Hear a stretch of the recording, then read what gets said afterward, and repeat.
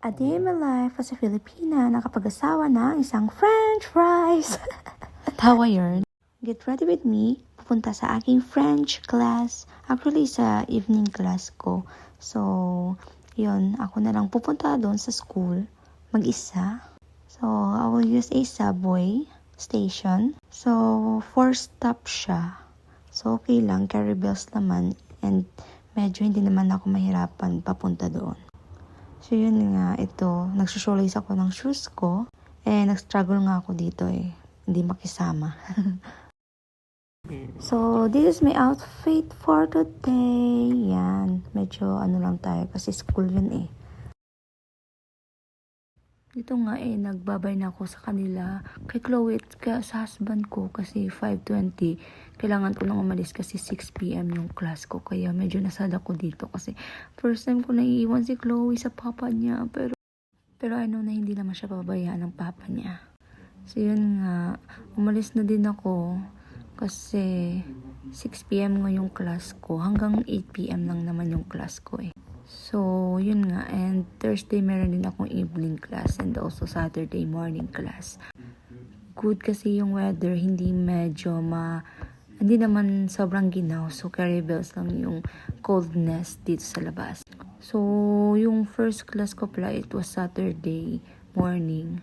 And then, depends sa amin kasi if mag-join kami ng evening class. Pero gusto ko din kasi mag-join ng evening class para mabilis yung oras ko.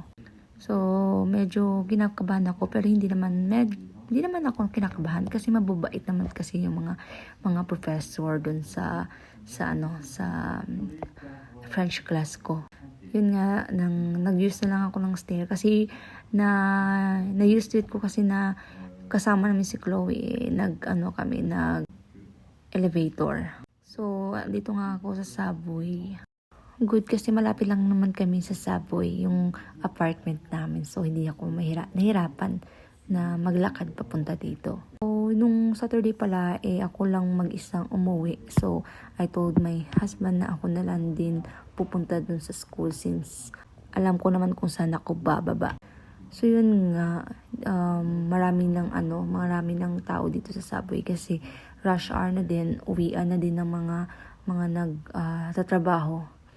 At mga nagsuschool, mga estudyante. So yun nga, nandito na din ako sa may sakayan. And also maraming mga tao. Medyo naanga ako kasi puno na yung pero siniksikan ko talaga yung sarili ko kasi para hindi ako malate sa school. So good kasi meron pa akong oras. Medyo nga naligaw ako kasi dalawang exit yun sa subway sa binabaan ko. So tinawagan ko din yung asawa ko kasi sabi ko medyo naligaw ako. So sabi ng asawa ko gamitin ko yung Google Maps. So yun nga. Good kasi hindi ako naligaw kasi parang iba kasi yung dinaanan namin nung first French class ko. So yun, ito na yung ko. Yung malapit lang naman yung French class ko dito French school ko dito. So yun nga, pag nakita ko yung orange na building na yan, it means malapit na ako. So mga around 3 minutes away lang siguro yan sa sa French school ko. So yun. So to the rest ko din yung asawa ko sa pag answer ng ko. So nandito na nga ako dito sa French school ko. So medyo marami pa akong time. So, dito nga, nag-waiting lang ako. Kasi hindi ko din alam kung nasa loob na ba yung mga kaklase ko. So, yun nga, waiting lang ako dito. So, hindi ko na din nakapag-video sa loob ng school kasi nga, nahiya din ako. So, ito nga, uwian na rin. Mga 7:40 siguro yan. Nagra-rush din ako mauwi kasi si Chloe umiiyak, hindi pa natulog. Hinahanap siguro ako.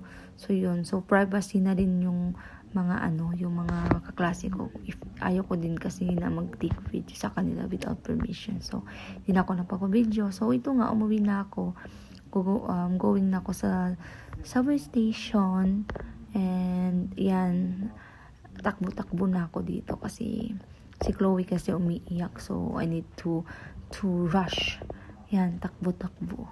Si Adin nga yung asawa ko tulog na din si Chloe. So, yun lang guys. Bye-bye! Thank you for watching!